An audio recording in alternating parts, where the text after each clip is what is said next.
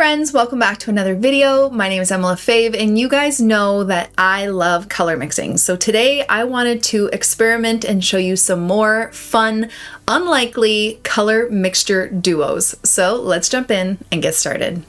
Hey friends, if you're looking for the perfect watercolor gift for that special artist in your life, look no further. And if that special watercolor artist in your life is you, I give you permission to treat yourself. I have created a 12 Days of Christmas watercolor advent calendar with Craftimo. Get ready for 12 days of surprises with 12 different art supplies, as well as 12 tutorials for you to follow along with. There is only a limited supply of these, and once they're gone, they are gone. Use the code EMMAFREESHIP for free shipping off your purchase and go order it now. All right, let's jump into today's video. Okay, friends, so today I'm going to teach you a secret into becoming a color mixing master, and that is to play. My biggest thing is you need to play and mix colors to learn what colors work best together and how to get certain mixtures. So there's a technical way you can do it, and there's, all that stuff that you can learn about color theory. And don't get me wrong, because I love color theory. I love the way it makes sense, and it really does, but it also tends to overwhelm a lot of people. So if that's not your jam, the whole idea of, color mixing and color theory goes right over your head. The next best way to learn how to mix colors is to play. And one thing I like to do is pick a color and then mix it with everything else to see what it does. And then sometimes you can see when you mix two colors together why it does what it does. So today I wanted to show you some fun, unlikely mixtures using one of my favorite paint colors right now, and that is lavender. So this is lavender from Sienna. I use their paints in this palette. Love my Sienna professional paints. They're really, really great quality. And this lavender is one of my favorites. But because it's such an uncommon color in a lot of people's palettes, people don't really know what it's capable of for mixing. So let me break down what kind of pigments are in lavender. I don't actually know the pigment numbers. It's somewhere in my desk. I can't dig it out right now. But to make lavender, I'm going to show you. So here's the lavender color. Love, love, love it. Let's lighten it up a little bit just to show you what it can do. The way I would mix lavender if I did not have this paint would be, hopefully my other paints aren't too contaminated, which I'm not great at keeping them non-contaminated, is ultramarine. Okay, see already, it looks kind of ultramarine-ish. If you actually watered down ultramarine, it's fairly similar to lavender, because essentially what it is ultramarine, like I said, a little bit of purple, and then white, which makes it a bit more opaque and a bit creamier. Okay, and depending on if you have more blue, so this needs a bit more blue to be similar to that. Now it needs a bit more white. Okay, but essentially these three colors are what is going to create lavender. Okay, so you kind of need to keep that in the back of your mind when you're color mixing, or for you to understand why it mixes the way it does. But it's a really fun color to mix with. So I wanted to show you different mixtures that you can get using lavender today. So the first thing I'm going to do, and this is something I suggest you do with any new paints that you might get, pick one of the colors in your palette and then mix it with a bunch of other colors. Now, because this pigment has white in it, it's going to be a bit more opaque, a bit more pastel, and that's going to affect your mixtures. But I don't want to mix it with other things that you would think like a purple and a pink necessarily. Let's go exact opposites and see what happens. So I'm going to mix my lavender with some burnt sienna. Okay, we got this brown. And sometimes if you want to just like swatch the original color beside it just to see the difference, see what it does.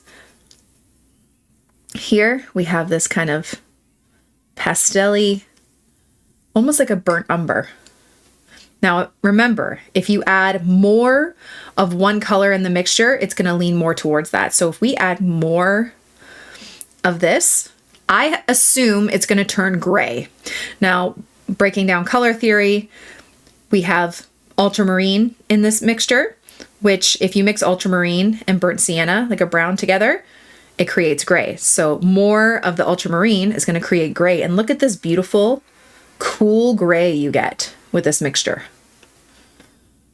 Like, if you ever want like a nice elephant gray, have a little bit of lavender with a bit of burnt sienna. Okay, and then if you have more burnt sienna than lavender, you'll get a less orange, a toned down version of that color. Okay, so that's a fun mixture. Another unlikely mixture that you might do, olive green. Like, what's olive green gonna do? If you want to break it down and kind of try to understand what the color is going to be, remember the base of this is ultramarine. It's a blue. So blue and green, we're going to get a cooler blue. Add that white kind of pastel. You might get like a eucalyptus color. Okay, so this is mostly olive green, but you get this pastel kind of olive green. Let's add more lavender. Makes it more lean towards a bit more blue. It's like a gray, see, eucalyptus, that grayish blue color, which I really like. And then even more ultramarine, just gives that little tinge of, ooh, it's like a dusty gray, blue gray, which I like. Okay, beautiful. Okay, let's try another mixture. Let's try a yellow. Okay, so I would think if I were to break it down, I have a hair in here. I always have hair everywhere. There's a couple different kinds of yellows. I have a permanent yellow and then a yellow ochre. Now this does have a bit of an undertone of a purple. Purple and yellow create brown. So I'm assuming that it's going to create this brownish green because purple and yellow make brown, but also blue, the blue undertone, and yellow make green. So let's see, maybe we can do both yellows and see what's going to happen. Okay, yellow and purple. Now because it has a bit of that kind of undertone of the purple in there, you're getting, ooh, it's like a lime green. See that? That's pretty. Okay, a bit more yellow. You just get kind of like a lemony yellow. More of the lavender, you're going to get that green color. So this lavender, you can tell because it's turning more green than it is brown, it has more of the ultramarine blue undertone in this pigment. Okay, if it was turning more brown, it would be a bit more purple, or it would be a bit, if it was turning brown, yeah, it would have a bit more purple undertone to it. But because it's turning green, it's that blue that's really pulling out the green, which is kind of cool. Okay, so a bit more.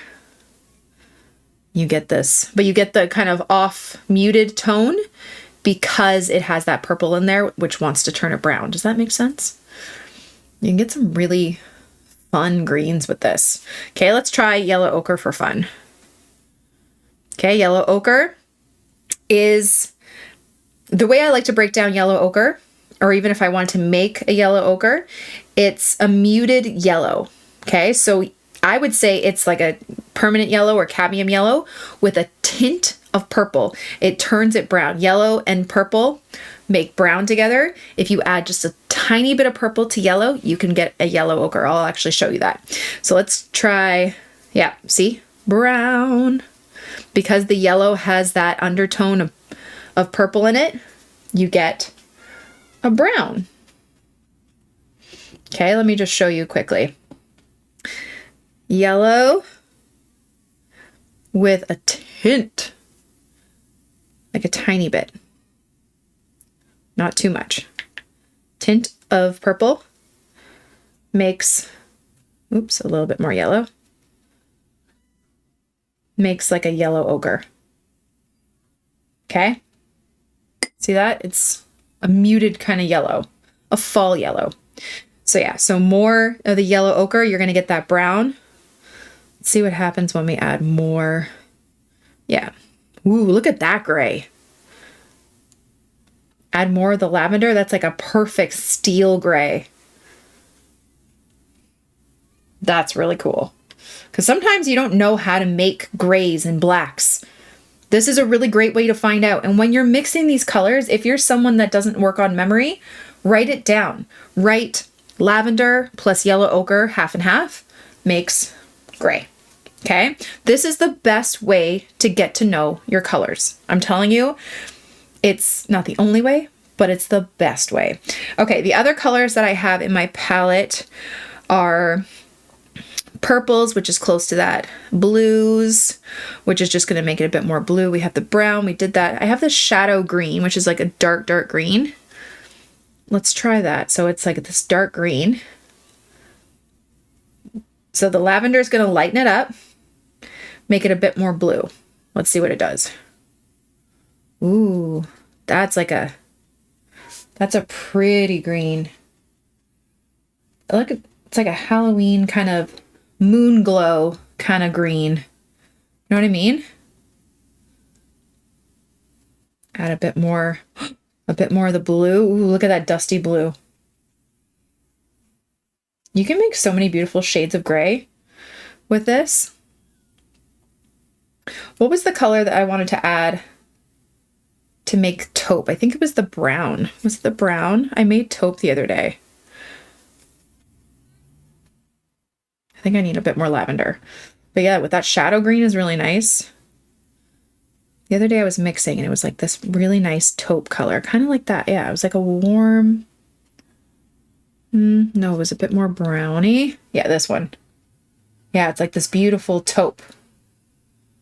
A warm gray. You can just make so many grays. Like that. Okay, and then the last mixture, let's do just for fun. Okay, so this one, I could do pink or red. Pink is going to make it a bit more purpley.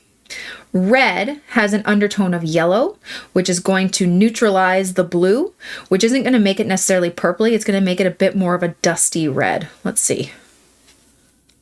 I don't want to make it too, yeah, so it's like a dusty rose with red. It has that muted tone to it, so it's not as vibrant because red has an undertone of yellow to it. Let's add a bit more. There's some purple. And just for comparison, I'll show you what it looks like with pink. If you're ever trying to mix a really good pink or a really good purple, use your pink, not red. Even though we learned to use red in school. See how much more vibrant that pink is? It's a bit more of like a bubblegum pink. Well, that's a little bit more muted. And then more of the lavender is going to make it a more pure purple. See that? And there we go. Okay, so that's my mixing for today. Hopefully it wasn't all over the place where you're like, what did you just do? But the best way to know your colors, to get to know them, pick that one color in your palette that may be a little bit different, maybe an olive green mixed with different things. It just opens your eyes to undertones of colors, how colors mix together. And then once you write it all down, you can make a chart. It is really going to give you such a great upper hand when it comes to mixing colors. So I hope you guys enjoyed that. I hope it was informative, and I will see you in our next tutorial. Thank you all so much for watching. I really hope you guys enjoyed it, and I hope you learned something. Don't forget to subscribe to this channel and follow me on all my other platforms for tons more content.